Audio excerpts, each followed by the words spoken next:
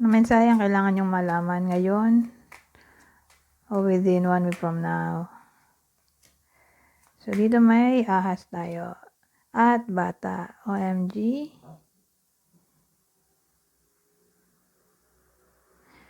Parang nanganganib yung buhay nito.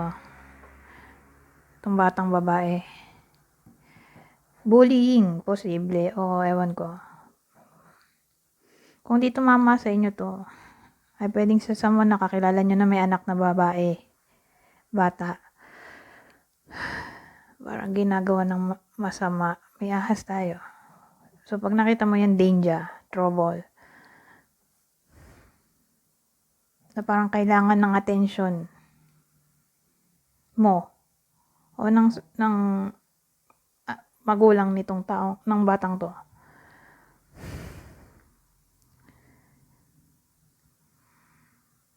So again, bullying o may someone na gustong manakit sa batang to. O pwede rin vice versa. Siya yung nagpo-plot o plot ng kalokohan naman yun.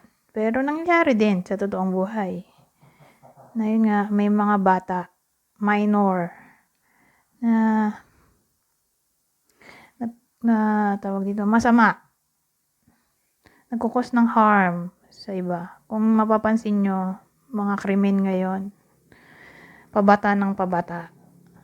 So, pwede rin ganong senaryo na parang nawawalan na sa tamang pag-iisip yung bata o nawawalan ng direksyon na papariwara. Pwede rin ganon. O nalululong sa pinagbabawal na gawain. O naluloko o nanluloko. Pwede rin kasing ganon. Abuse ba? Posible. O may nagtitempt na gawa ng anomalya sa batang to. So again, either siya yung makakaranas dito o siya yung nag-iisip.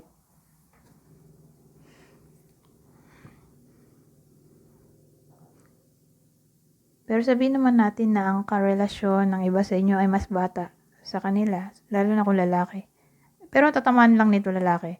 Tapos mas bata sa kanila yung babae. Nagiging somewhat flawed yung babaeng to. Pero hindi naman lahat. Okay? Pero kung kinukutuban ka, o ikaw yung lalaki dito, tapos partner mo mas bata sa iyo, babae mas bata. Yun nga, kung kinukutuban ka, edi kabahan ka na. Pero kung wala ka namang kutob, edi ba't ka kakabahan? O sabihin natin may yung nasa inner relationship na lalaki, tas mas bata sa kanila yung babae. Nagloloko siya, malaki chance. Niloloko ka niya, lalo na kung may history na nangyari na before. Umuulit lang. Ngayon, may coffin tayo dito. Coffin at damon.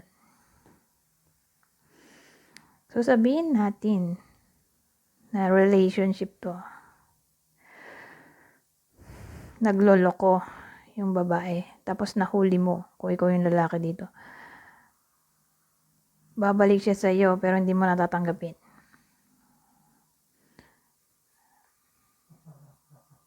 Pwedeng ganun ang mangyari dito. Kung mahuli mo siya, more likely hindi mo na siya pababalikin sa buhay mo. Ibe-break mo na siya. I-end mo na yung connection nyo.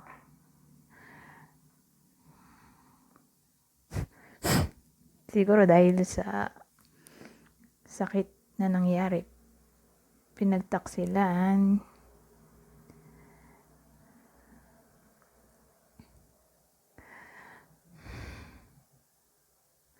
Parang ganun, i-reject mo yung kanyang approach o kagustuhan bumalik.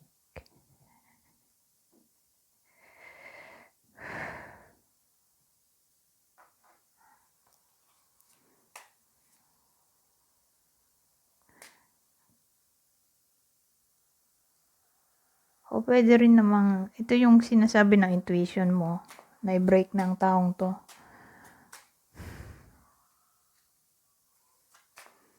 Ayun, may someone na gustong bumalik sa buhay ninyo para sa iba sa inyo.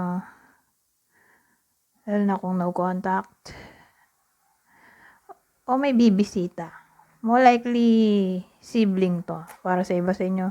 Bibisitahin kayo ng sibling o kayo yung bibisita sa kapatid nyo.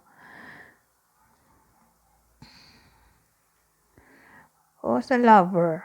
Pwede rin, lover. Visitation. Lalo na kung long distance. O traveling kasama tong lover. O interaction. Ay posible sa love interest. Basta kung dito visitation ay communication. Saka yung communication dito more likely about healing.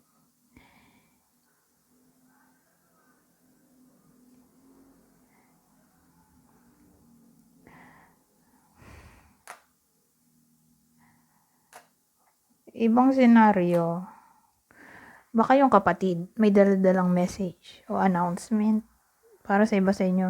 Basta yung iba mukhang makaka-receive ng something. Delivery, opportunity, o news.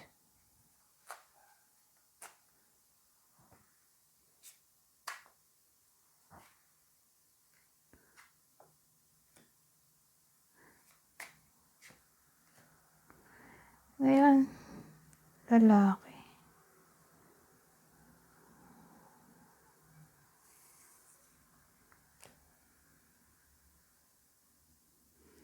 May lalaki tayo dito. Ano to? Marirelocate yung lalaki. O mabubuntis niya yung partner niya. Beware. Within 1 week from now. Na parang pinag-iingat tong lalaki.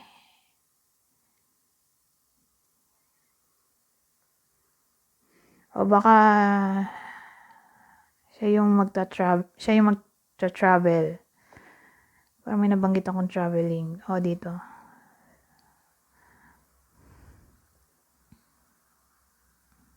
Lalaki siguro yung bibisita o kung lalaki ka, baka ikaw yung bibisita sa kapatid mo o sa nanay mo. O baka yung nanay mo yung bibisita sa iyo. O someone na parang may anak na. Kung babae, parang may anak na. Kung siya yung bibisita. O ikaw yung bibisita doon.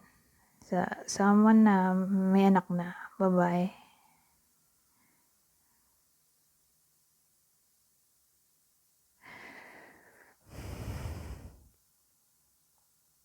O pwede rin namang i-combine natin to. Ito. Ito, itong nauna. Ito, tapos ito.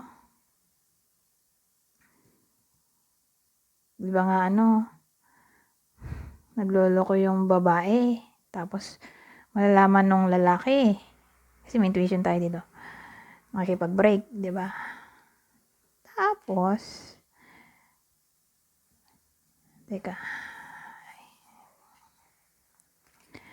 Tapos, pipilitin nung babaeng bumalik.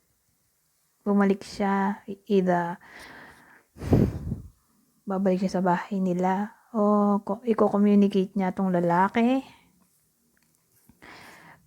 Tong lalaki. Pero for some reason, ayaw na nung lalaki. Magbubuan na siya. Pwede rin. Buo na desisyon niya. Makikipag-break at magbubuan na siya. Kung magkakasama, kung magkakarugtong. Yung kwento.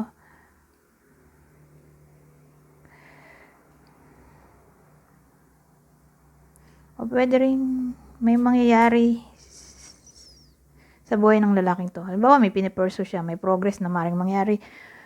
promotion posible. O good change. Posible sa lalaking to.